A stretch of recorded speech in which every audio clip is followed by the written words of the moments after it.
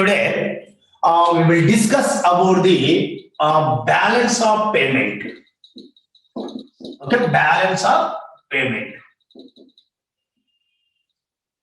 భారతదేశం ఆర్థిక వ్యవస్థలో ఎదురవుతున్నటువంటి సమస్యలలో లేదా భారతదేశ ఆర్థిక వ్యవస్థ ఎదుర్కొంటున్నటువంటి సమస్యలలో ఒకానొక సమస్య బ్యాలెన్స్ ఆఫ్ పేమెంట్ లో అసమతౌల్యము.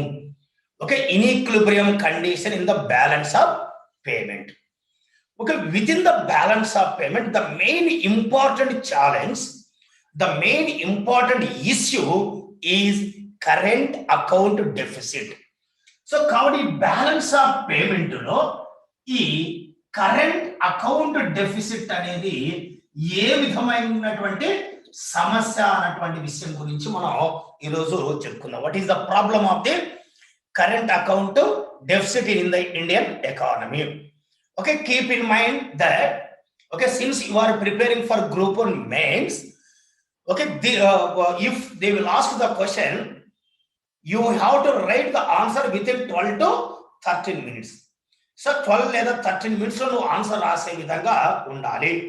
ఓకే, ఆ విధంగా నువ్వు ఎగ్జామినేషన్ కు ప్రిపేర్ కావాలి. కాబట్టి 12 to 13 minutes అన్నటువంటి పాయింట్ ని మీరు మైండ్ లో పెట్టుకోండి.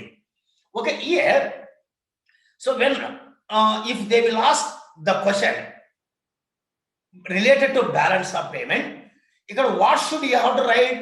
So you have to write what is balance of payment. Okay, what is balance of payment you have to write. Okay, then there are two accounts are there in the balance of payment. About the two accounts you have to write. Out of these two accounts, our main focus area is current account in what is known as balance of payment. Balance of payment lo current account అనేది ఒక ప్రధానమైనటువంటి సమస్య అనేసి మనము చెప్పవచ్చు.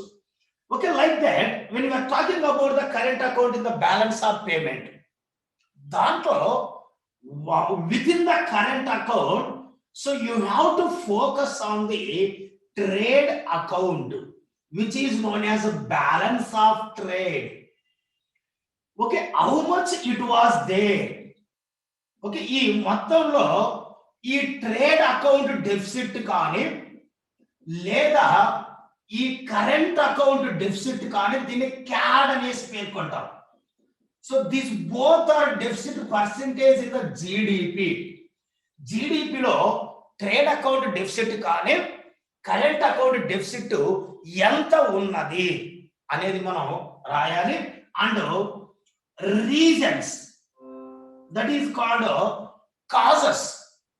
causes for the deficit in the balance of payment or deficit in the current account or deficit in the what is called trade account. So ఆ కారణాలు ఏంటివి? So then measures. Okay, measures to control, to reduce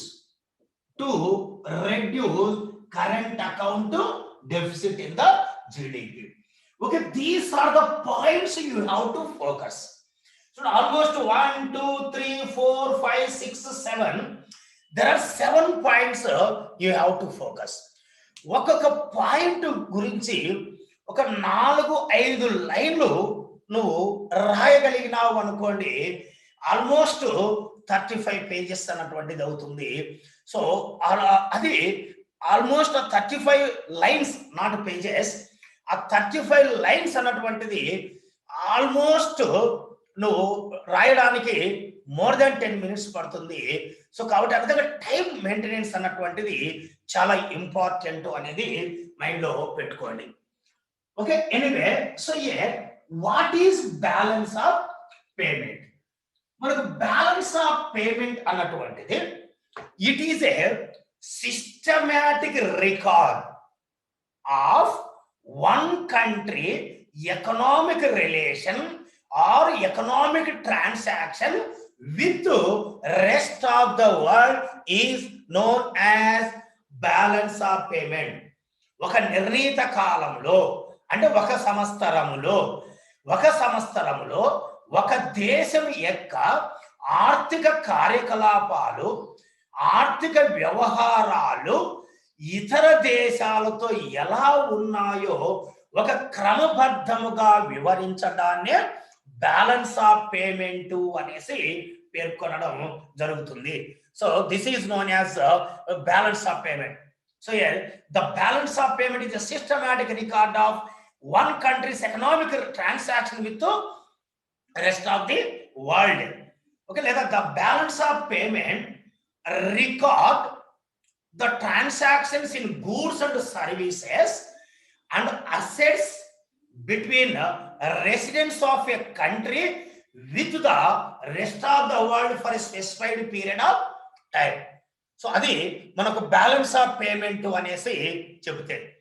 okay, this balance of payment, say if you explain this balance of payment, this would be in the 2 accounts. అంటే there are 2 accounts in the balance of payment. So as we see there, balance of payment 2 అకౌంట్ల రూపంలో వివరించడం జరుగుతుంది. ఒకటి current account అనేసి పేర్కొంటారు. The second one is known as the capital account అనేసి పేర్కొంటాము. ఓకే, ప్రస్తుత ఖాతా, మూలధన ఖాతా అనేసి 2 ఖాతాలు ఉంటాయి బ్యాలెన్స్ ఆఫ్ పేమెంట్ లో. కరెంట్ అకౌంట్ అంటే the current account it is going to records the exports and imports in goods, trade in services and transfer of payments. All these things are going to be discussed in the current account. So in this account we can see 2 type of accounts again.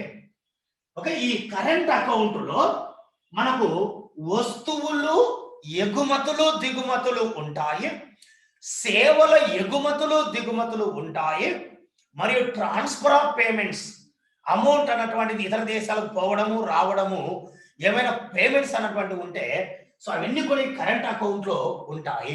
So this current accounts again are going to be explain the 2 type of accounts. దాన్ని మనం ఏమంటామంటే ఒకటి visible, okay, visible account అంటాము. The second one is what is known as invisible account. దీన్నేమో దృశ్య ఖాతా అంటాము, ఇది అదృశ్య ఖాతా అనేసి పేర్కొంటాము. Okay, since it is account, current account అయినా, ట్రేడ్ అకౌంట్, విజిబుల్ అకౌంట్ అయినా, ఇన్విజిబుల్ అకౌంట్ అయినా, క్యాపిటల్ అకౌంట్ అయినా, even balance of payment also called it is a account. Already I told you.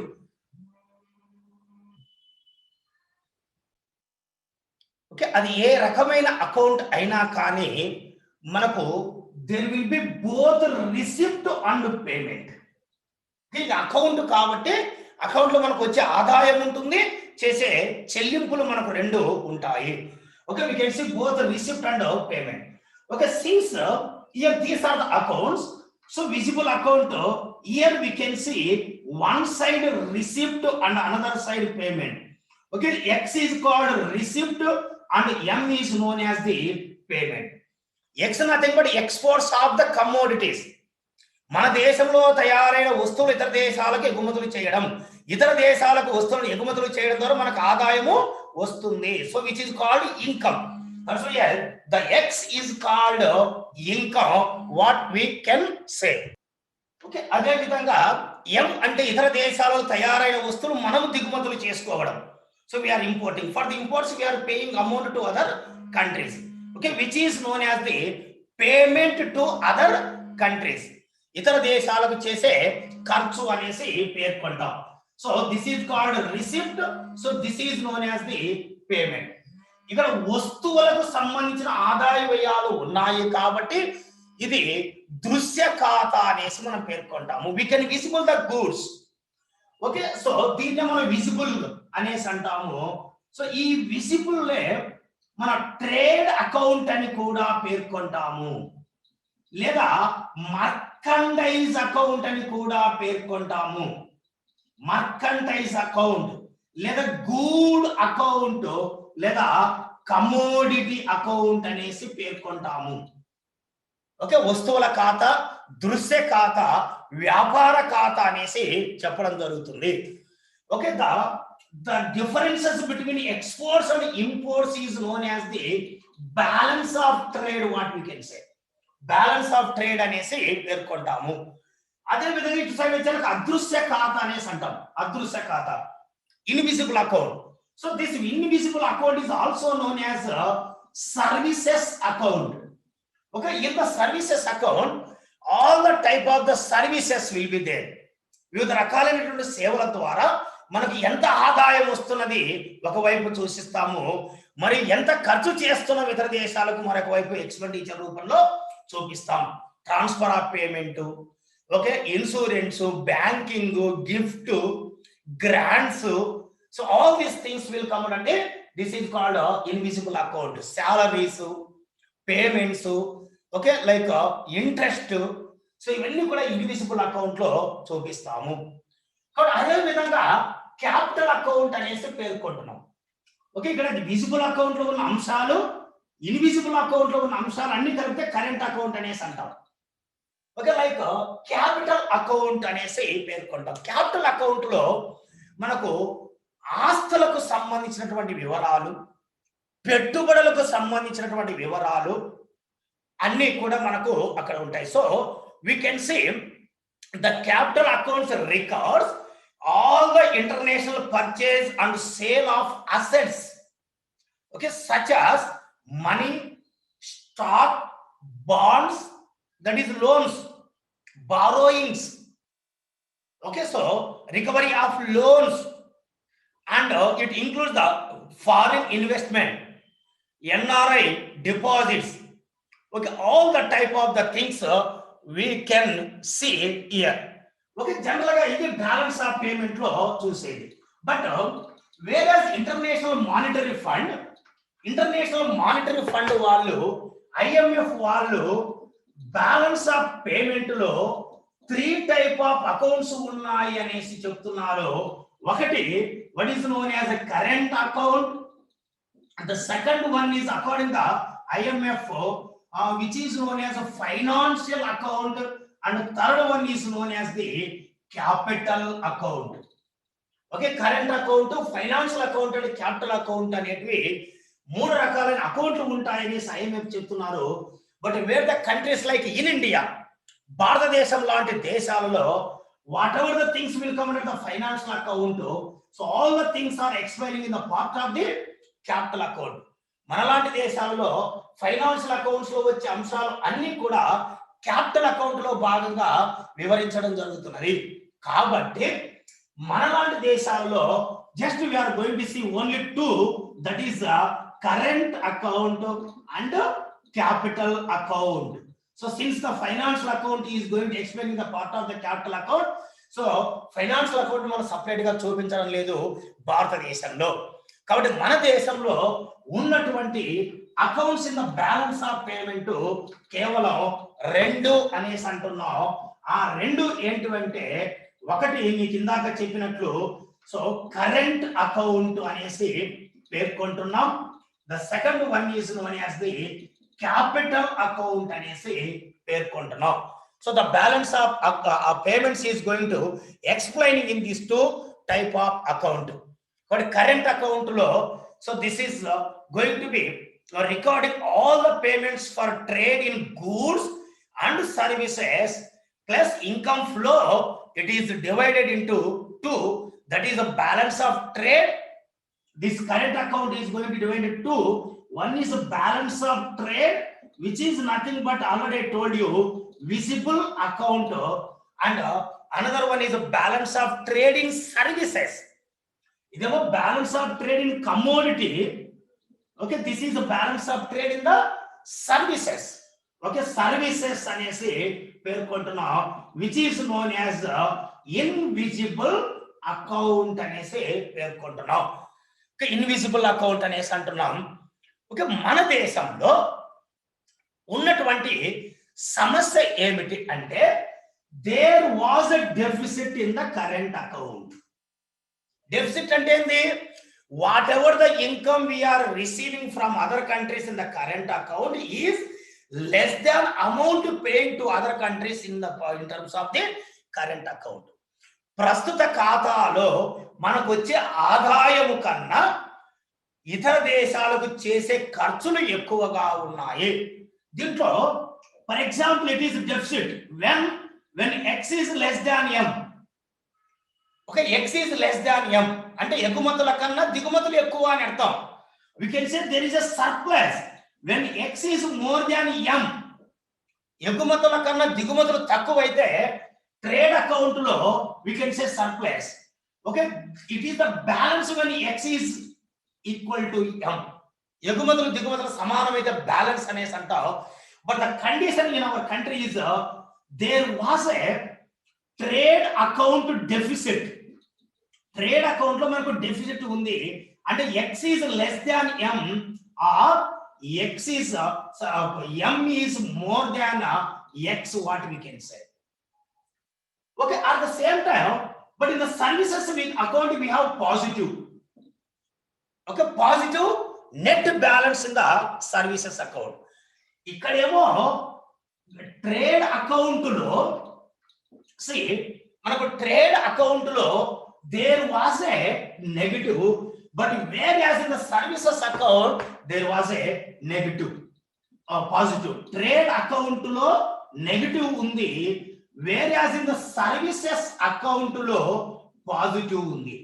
But this negative is more than the positive. Whatever we have deficit in the trade account is more than the this positive. Okay, for example, ఇది minus 10,000 crores అనుకుంటే ఇది plus 9,000 crores అనేసి అంటున్నాం. ఈ రెండు కలిపితే current account ఎంత అవుతుంది? Trade account minus 10,000, services account plus 9,000. ఇక్కడ కరెంట్ అకౌంట్ ఎంత అవుతుంది? minus 1,000 అవుతుంది. అంటే there is a deficit in the current account. మన సమస్య ఏంటంటే there is a deficit in the current account. Okay, there is a positive in the services account, there is a negative or deficit, negative nothing but deficit in the trade account. So but this trade account deficit is more than the services account surplus. That's why there is a deficit in the current account. So that is our problem. Okay, we can see that there is a deficit. Okay, deficit in a current account which is called CAD. CAD nothing but current account deficit. CAD ఏమంటామంటే current account deficit అనేసి అంటాం. Okay, ఇక్కడ current account లో deficit ఉండడానికి ప్రధానమైన కారణం ఏంటి? Trade account లో deficit. Because of the deficit in the trade account, there is a deficit in the CAD account. CAD, that is current account. How much it is deficit in our GDP? మన దేశ GDP లో current account లో deficit ఎంత ఉన్నది?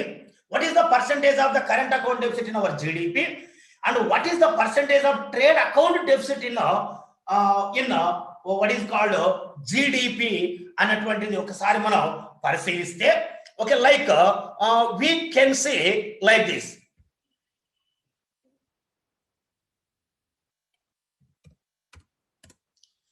Okay, ఏ విధంగా ఉన్నది అనేది మనం ఒకసారి చూస్తే చూడండి, మనకు if you see from 2011-12 onwards go through this data.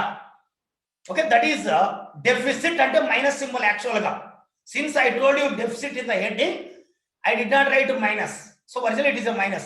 2011-12 లో current account deficit 4.3% in our GDP, but whereas the trade account deficit 11.1% in our GDP. అంటే ట్రేడ్ అకౌంట్ అనేది మీకు ఇందాక చెప్పాను, ట్రేడ్ అకౌంట్ 11.1% ఉంది. సర్వీసెస్ అకౌంట్ లో దాదాపుగా ఒక 6% పాజిటివ్ ఉంది. కాబట్టి ఓవరాల్ మనం ఏమంటున్నాం, around 4.9, 4.5 is the negative in the current account అనేసి మనం పేర్కొంటున్నాము.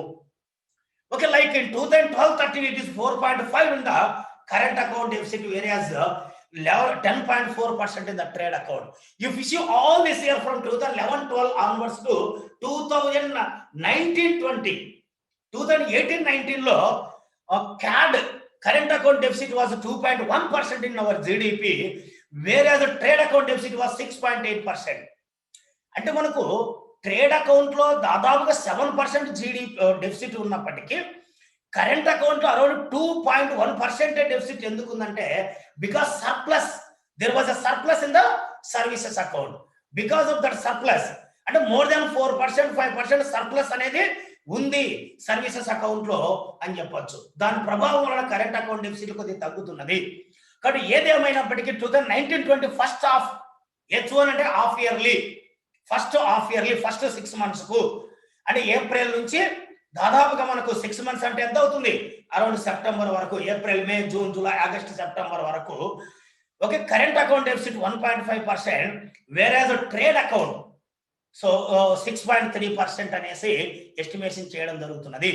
అంటే ఇక్కడ కరెంట్ అకౌంట్ డెఫిసిట్ లేదా ట్రేడ్ అకౌంట్ డెఫిసిట్ అన్నటువంటిది ప్రధానంగా మనకు ఏ విధంగా వస్తున్నది, ట్రేడ్ అకౌంట్ ద్వారానే మనకు వస్తున్నది అనే విషయాన్ని ఇక్కడ క్లియర్ గా అర్థం చేసుకోవచ్చు. Most important problem is with in the current account the trade account is more problem.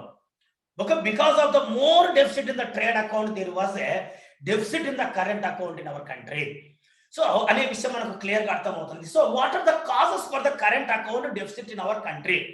Mana deshamlo current account deficit enduku unnadi ante because of high inflation rate. ద్రవ్యోల్బణ రేటు ఎక్కువగా ఉండడం వల్ల ప్రొడక్షన్ తక్కువగా ఉన్నది, growth rate తక్కువగా ఉన్నది. Because of high inflation rate, so there is a production is low. Production తక్కువగా ఉన్నది కాబట్టి we are not able to export. Okay, export చేయలేకపోతున్నాము కాబట్టి ఇతర దేశాల నుంచి వచ్చే ఆదాయం తక్కువగా ఉన్నది. అదే సమయంలో so since we are not able to produce commodities in our country, ఆ వస్తువులు మన వాళ్ళకి అందించడానికి దిగుమతులు చేసుకోవాల్సిన పరిస్థితి వస్తున్నది. We are importing good from other countries. కాబట్టి దిగుమతులు పెరిగి ఎగుమతులు తక్కువ కాబట్టి ఆటోమేటిక్ గా డెఫిసిట్ అనేది క్రియేట్ అవుతున్నది. ఇంకా చెప్పాలంటే మన దేశంలో తయారైన వస్తువుల ధరలు ఎక్కువ, హై ఇన్ఫ్లేషన్ రేట్ అంటున్నాం. Okay, there is a more prices for the domestic commodities. That's why almost all our people are purchasing the foreign commodities where the goods are available with low cost. For example, China goods. మన దేశంలో ఎక్కువ మంది China వస్తువులకు ఎందుకు అలవాటు పడుతున్నారంటే ఆ వస్తువులు తక్కువ ధరలకు అందుబాటులో ఉన్నాయి. మరి అదే రకమైన వస్తువులు మన వస్తువులు కొనాలంటే ఎక్కువ ధరకు ఉన్నాయి. అందువల్ల మనకు దిగుమతులు ఎక్కువైపోతున్నాయి కాబట్టి ఆటోమేటిక్ గా డెఫిసిట్ అనేది పెరుగుతున్నది. హై కన్సూమర్ స్పెండింగ్ విత్ లో సేవింగ్ రేట్, మనకు కన్సంప్షన్ అనేది పెరిగిపోతున్నది, సేవింగ్ లేదు. సేవింగ్ లేకపోతే ఏమవుతున్నది, ఇన్వెస్ట్మెంట్ ఉండదు. ఇన్వెస్ట్మెంట్ లేకపోతే ప్రొడక్షన్ ఉండదు. ఓకే, ప్రొడక్షన్ లేకపోతే ఏం చేయాలి అంటే సప్లై ఉండదు. సప్లై లేకపోతే అంటే ఇక్కడ కన్సంప్షన్ ఉంది, సప్లై లేదు. కన్సంప్షన్ ఉంది అంటే డిమాండ్ ఉంది, బట్ నో సప్లై. కాబట్టి since there is a purchasing, consumption అంటే పర్చేసింగ్ డిమాండ్ ఉంది, but no supply in the market. కాబట్టి ఆ వస్తువులు ఇతర దేశాల నుంచి మనం దిగుమతి చేసుకోవాల్సిన పరిస్థితి వస్తున్నది. కాబట్టి ఆ విధంగా మనకు డెఫిసిట్ అనేది పెరుగుతున్నది. అన్కాంపిటేటివ్ ఎక్స్పోర్ట్స్, సో మనకు ఎక్స్పోర్ట్స్ ను ఎగుమతులు చేయడానికి పోటీతత్వం మన పారిశ్రామిక రంగంలో లేదు. we are not able to compete with foreign commodities in the foreign countries. That's why our exports are not increasing like that, even though giving many facilities or incentives to the exporters. Why export అంతా జరగడం లేదంటే we are not able to compete with foreign commodities, foreign companies. And decline in the export sector. Export ను పెంచడానికి ప్రభుత్వం అనేక చర్యలు చేపడుతున్నది. Government is taking many measures to increase the exports, but export sector is not increasing like that much. So తగ్గిపోతున్నది తప్ప పెరగడం లేదు. So over valued exchange rate, devaluation, రోజు రోజు మన కరెన్సీ వాల్యూ ఏమవుతున్నది, తగ్గిపోతుంది. Discuss in the previous class. Because of the devaluation మనకు జనరల్ గా ఎక్స్పోర్ట్స్ పెరుగుతాయి అనుకుంటున్నాం కానీ so but they are not increasing the exports అనేసి చెప్పొచ్చు. Low economic growth, there is no economic growth. Economic growth లేదు కాబట్టి ప్రొడక్షన్ లేదు. ప్రొడక్షన్ లేదు కాబట్టి ఆటోమేటిక్ గా సో మనకు సప్లై లేదు కాబట్టి డిమాండ్ ఉంది కానీ సప్లై లేదు కాబట్టి ఇంపోర్ట్ చేసుకునే పరిస్థితులు వస్తున్నాయి. అన్ఫేర్ ట్రేడ్ ప్రాక్టీస్, మనకు ట్రేడ్ పార్ట్నర్స్ తో whatever we have the policies or trade practices they are not unfair, ఖచ్చితంగా లేవు. ఈ రోజు ఉన్నటువంటి ప్రాక్టీస్ నెక్స్ట్ ఇయర్ కు కంటిన్యూ కావడం లేకపోతున్నాయి. And natural disasters, because of the natural calamities the production is going to be decreasing. కానీ demand పెరుగుతుంది కానీ ప్రొడక్షన్ అన్నటువంటిది మనకు అందుబాటులో లేదు కాబట్టి ఆటోమేటిక్ గా మనకు దిగుమతులు చేసుకోవాల్సిన పరిస్థితి వస్తున్నది. దానివల్ల డెఫిసిట్ అన్నటువంటిది ఇంక్రీజ్ అవుతున్నది అనేటువంటి విషయాన్ని మనం ఇక్కడ గమనించాలి. సో కాబట్టి దీనివల్ల డెఫిసిట్ అనేది ఉంటే మనకు ఆర్థిక వ్యవస్థలో ఎటువంటి ప్రభావం ఉంటుంది? What are the factors affecting the balance of payment? ఇందాక మనం చెప్పినట్లే the rate of consumer spending on imports, whatever the goods we are importing, that imports commodities spending consumption is increasing every day. That's why imports are increasing. Imports పెరిగిపోతున్నప్పుడు ఆటోమేటిక్గా balance of payment adverse effect అనేది అవుతుంది. So international competitiveness, so if a country experiences higher inflation than its a competitors. ఒక దేశం ఇప్పుడు for example India and China we have the trade partners for example, or India and USA we have trade partner. But here అమెరికాతో పోల్చుకుంటే మన దేశంలో inflation ఎక్కువగా అనుకోండి, అంటే దాని అర్థం ఏంటి? అమెరికాతో పోల్చుకుంటే మన వస్తువుల ధరలు ఎక్కువ, మన వస్తువుల ధరలు ఎక్కువ అయినప్పుడు అక్కడ ఆటోమేటిక్గా పోటీ అన్నటువంటిది ఉండదు.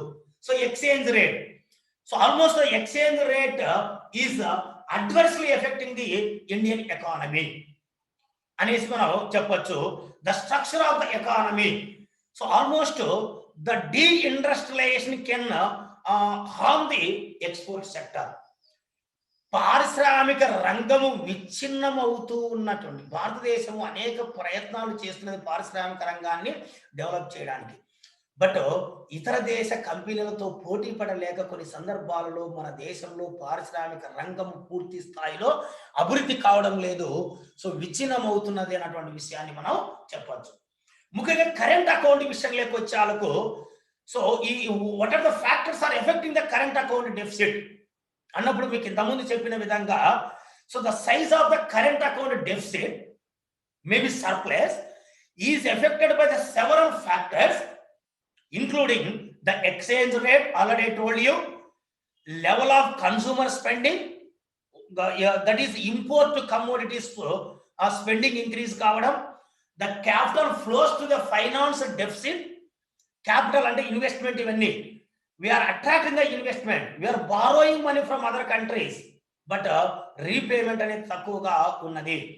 సో ఇన్వెస్ట్మెంట్ ఇన్ఫ్లో ఉంది కానీ అవుట్ఫ్లో అన్నటువంటిది లేదు. Saving rates are very low, so it is going to influencing the level of the import to spending.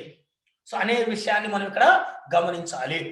So అలాగే inflation and competitiveness, more inflation is also adverse effect on the current account deficit, and a balance of payment crisis usually occurs when a country has a large current account deficit. Current account deficit ఎక్కువ అయిపోతే ఆటోమేటిక్గా it will leads to the balance of payment crisis. Balance of payment crisis కు దారితీస్తుంది. 1990s లో అదే జరిగింది, 1989-90s లో. Okay, because of the more crisis in the current account it was lead to balance of payment crisis. Because of the crisis the balance of payment finally government went for the economic reforms in those days. So ఆ విధంగా current account deficit అనేది definite గా balance of payment పైన effect అనేటువంటిది చూపిస్తుంది. So the capital outflows cause a devaluation and inflation and further fall in the confidence. Okay, this is from the capital account. This point may not be important here. Okay, so కాబట్టి ఇటువంటి సందర్భంలో what are the measures you can suggest to reduce the deficit in the current account deficit ను తగ్గించడానికి మనము ఏమి చర్యలు చేపట్టవచ్చు, government ఏమి చర్యలు చేపట్టడానికి అవకాశం ఉంటుంది అంటే, so the government has go for the devaluation. Okay, what is the devaluation? We discussed very time. Okay, the government is going to reduce our currency value officially when compared with other currencies. ఇతర దేశ currency విలువలతో పోల్చుకుంటే మన currency విలువను మనమే అధికారికముగా తగ్గించుకుంటే devaluation అంటాం. Because of the devaluation exports increase అవుతాయి. So exports are going to become a cheaper. That's why exports are going to be increases and imports are going to be decreases because imports are going to become a costly. ఎగుమతులు cheap అవుతాయి, తక్కువ ధరకు అవుతాయి కాబట్టి ఎగుమతులు పెరుగుతాయి. దిగుమతి వస్తువుల ధరలు విపరీతంగా పెరుగుతాయి కాబట్టి దిగుమతులు పెరుగుతాయి, దిగుమతులు తగ్గిపోతాయి. సో కాబట్టి దిగుమతులు తగ్గి ఎక్స్పోర్ట్స్ పెరగడం ద్వారా మనకు ట్రేడ్ అకౌంట్ డెఫిసిట్ అనేది తగ్గుతుంది. ట్రేడ్ అకౌంట్ డెఫిసిట్ తగ్గితే కరెంట్ అకౌంట్ డెఫిసిట్ తగ్గుతుంది. ఆటోమేటిక్ గా బ్యాలెన్స్ ఆఫ్ పేమెంట్ కు పాజిటివ్ గా మనము చెప్పొచ్చు. అలాగే reduce on the domestic consumption and imports goods particularly. కానీ మన దేశంలో మోర్ కన్సంప్షన్ అనేసి అంటున్నాం, లెస్ సేవింగ్ అనేసి అంటున్నాం. కాబట్టి ఆ కన్సంప్షన్ తగ్గించుకోవాలి. Particularly what type of the consumption we have to imports. For example petrol. Petrol is one of the most important commodity. Gold is also one of the most important commodity. కాబట్టి luxury వస్తువైన gold consumption కొద్దిగా తగ్గించి petrol అనే వస్తువు consumption తగ్గి దానికి alternative product ఉత్పత్తి చేసుకోగలిగితే, like if you are focusing on the renewable energies in the place of the petrol, ఈ పెట్రోల్ ఇంపోర్ట్స్ తగ్గిపోతే మనకు ఆటోమేటిక్ గా డెఫిసిట్ అనేది ట్రేడ్ అకౌంట్ లో తగ్గే అవకాశం అనేది ఉంటుంది. Tight in monetary policy. What is the tight in monetary policy? Bank rate, CRR, SLR, repo రేట్లను పెంచడమే టైట్ ఇన్ మానిటరీ పాలసీ అంటారు. If we increases bank rate, CRR, SLR and repo rate, the money supply among the people is going to be decrease. If the money supply is going to decrease among the people, the purchasing power of the people will decrease. So that means demand for the commodities will decrease. అది ఎలా అన్నటువంటిది discuss in the monetary policy, which is known as the tight monetary policy. So because of the tight monetary policy, we can reduce the purchasing power of the people. But purchasing power people తగ్గించేసి so దిగుమతులు తగ్గించవచ్చు. So అది మనకు దాని ద్వారా deficit తగ్గడానికి scope ఉంటుంది. Tight the fiscal policies. It means high rate of the taxes on the imports. Okay, tight in the fiscal policy అంటే ట్యాక్స్ పెంచడం, ఇంపోర్ట్ ట్యాక్స్ పెంచడం. Okay, whenever the import tax is increasing, imports cost is going to be increased. అంటే దిగుమతి చేసే వస్తువుల ధరలు పెరుగుతాయి. దిగుమతి చేసే వస్తువుల ధరలు పెరిగినప్పుడు వాటి కన్సంప్షన్ తగ్గుతుంది, కానీ ఇంపోర్ట్స్ కంట్రోల్ అవుతాయి. ఇంపోర్ట్స్ కంట్రోల్ అయినప్పుడు ఆటోమేటిక్ గా డెఫిసిట్ అనేది తగ్గే అవకాశం అనేది ఉంటుంది అనేటువంటి విషయాన్ని గమనించాలి. The government has to focus on the supply side policies to improve the competitiveness of domestic industry and exports. Supply side focus చేయాలి, అంటే ప్రొడక్షన్ వైపు ఫోకస్ చేయాలి. ప్రొడక్షన్ ఇంక్రీజ్ చేయడానికి ప్రయత్నించాలి. దాని ద్వారా డొమెస్టిక్ ఇండస్ట్రీస్ ను ప్రమోట్ చేయాలి. ఓకే, దాని ద్వారా ఎక్స్పోర్ట్స్ ను ప్రమోట్ చేయాలి. Like make in India, today we can say Aatmanirbhar Bharat. All these are come from the supply side the things అన్నమాట. కానీ మన దేశంలో మన వస్తువులను ఉత్పత్తి చేయడానికి ప్రయత్నించడం, వాటిని ఇతర దేశాలకు ఎగుమతులు చేయడానికి ప్రయత్నించడం, ఆ వస్తువులు మన దేశంలోనే ఉత్పత్తి అవుతే ఆటోమేటిక్గా దిగుమతులు తగ్గిపోయే ఛాన్స్ ఉంటుంది. కాబట్టి వన్ సైడ్ ఎక్స్పోర్ట్స్ పెరిగి వన్ సైడ్ దిగుమతులు తగ్గుతాయి. కాబట్టి ట్రేడ్ అకౌంట్ లేదా current account balance of payment లోటు తగ్గించుకోవడానికి అవకాశం అనేది ఉంటుంది. ప్రొటెక్షనిజం అంటే government has to take some time protection. Imports బాగా పెరిగినప్పుడు, డెఫిసిట్ పెరిగినప్పుడు ఇంపోర్ట్స్ బ్యాన్ చేయాలి. ఇంపోర్ట్స్ బ్యాన్ చేయాలి. Government has to impose so many restriction on the imports. So అప్పుడే ఆటోమేటిక్ ఏమవుతుంది, సో ఇంపోర్ట్స్ తగ్గిపోతుంది, ట్రేడ్ డెఫిసిట్ అనేది తగ్గిపోవడానికి అవకాశం అనేది ఉంటుంది. Exchange rate liberalisation and currency convertibility for the exports. Exchange rate కొద్దిగా లిబరలైజ్ చేసి ఎక్స్పోర్ట్స్ ను ఈ వస్తువులకు లిబరలైజేషన్ చేయడం ద్వారా, కరెన్సీ కన్వర్టబిలిటీ ద్వారా ఆర్థిక వ్యవస్థను బలోపేతం చేయవలసి ఉంటుంది. Okay, we'll discuss about the exchange rate and currency convertibility in the later class. So, but దాన్ని లిబరలైజ్ చేయడం ద్వారా ఎక్స్పోర్ట్స్ కు మాత్రం అన్వయించే విధంగా చేయడం ద్వారా మనకు ఎక్స్చేంజ్ రేట్ పెరిగి, ఎక్స్చేంజ్ రేట్ లో మార్పులు వచ్చి ఎక్స్పోర్ట్స్ పెరుగుతాయి. కరెన్సీ కన్వర్టబిలిటీ క్యాపిటల్ అకౌంట్ లో అనుమతి ఇవ్వడం ద్వారా so we can attract the foreign investment. Foreign investment attract చేయడం ద్వారా we can produce the goods in our country. దాని ద్వారా ప్రొడక్షన్ సెక్టర్ ప్రమోట్ అవుతుంది. We can increase the exports also. కొన్ని సందర్భాల్లో దిగుమతులు అనుమతించవచ్చు, like raw material. Export oriented commodities imports should be encourage, like technology, raw material and everything. దాని ద్వారా raw material మనకి ఇంపోర్ట్ అయినా ఆ వస్తువులు తయారు చేసి మళ్ళీ ఎగుమతి చేయడానికి ఉపయోగపడుతుంది, దానివల్ల ఇన్కమ్ వస్తుంది మనకు. కాబట్టి ఆ రకమైనటువంటి ప్రయత్నం చేయడం ద్వారా మనకు ఆర్థిక వ్యవస్థలో సో డెఫిసిట్ లో ఉన్నటువంటి లోటును తగ్గించడానికి అవకాశం అనేది ఉంటుంది. సో ఇవి ఆర్థిక వ్యవస్థకు మనకు ఉపయోగం. ఓకే, ఈ విధంగా చెప్పినటువంటి ఆ 7 పాయింట్స్ ఏవైతే ఉన్నాయో సో 1 by 1 రాసుకుంటూ వస్తే డేటా ఎవిడెన్స్ మీకు ఇచ్చిన డేటా మొత్తం రాకపోయినా కానీ కొన్ని. So what was that deficit in the latest 2 or 3 years, current account deficit, trade. So కాబట్టి మనకు ఓవరాల్ గా బ్యాలెన్స్ ఆఫ్ పేమెంట్ ఉన్న సమస్య ఎక్కడంటే current account. Within the current account లో మనకు మెయిన్ సమస్య అంతా ఎక్కడ? Trade account. ట్రేడ్ అకౌంట్ అంటే exports of goods and imports of the goods. కానీ ఎందుకు ఇంపోర్ట్ చేస్తున్నాం అంటే because we are not able to production in our country. So that's why nowadays our government is focusing on national manufacturing policy. అంటే we are trying to focus on the manufacturing sector, industrial corridor. Okay, we are developing the infrastructure development and promoting industries, and we are attracting the foreign direct investment to produce directly the goods in our country. We are giving Make in India and Atmanirbhar Bharat. So because of all these programs, the government is almost promoting our economy, developing our economy in our country అనేసి మనము చెప్పొచ్చు. So ఈ విధంగా చేయడం ద్వారా trade account లో ఉన్నటువంటి సమస్యను తగ్గించడం ద్వారా కరెంట్ అకౌంట్ సమస్యను తగ్గించవచ్చు. We can reduce the current account deficit, the problem of the current account deficit by reducing the trade account deficit. So we have to focus on the trade account deficit particularly. So main గా trade account deficit తగ్గిపోవాలంటే petrol లాంటి వస్తువుల దిగుమతులు ఆగిపోవాలి. కాబట్టి దానికి alternative product ను renewable energy పైన focus చేయడం ద్వారా మన ఆర్థిక వ్యవస్థకు బాగా ఉపయోగపడుతుంది అనేటువంటి విషయాన్ని ఇక్కడ మనము గమనించాలి. ఓకే, థ్యాంక్ యూ అనండి.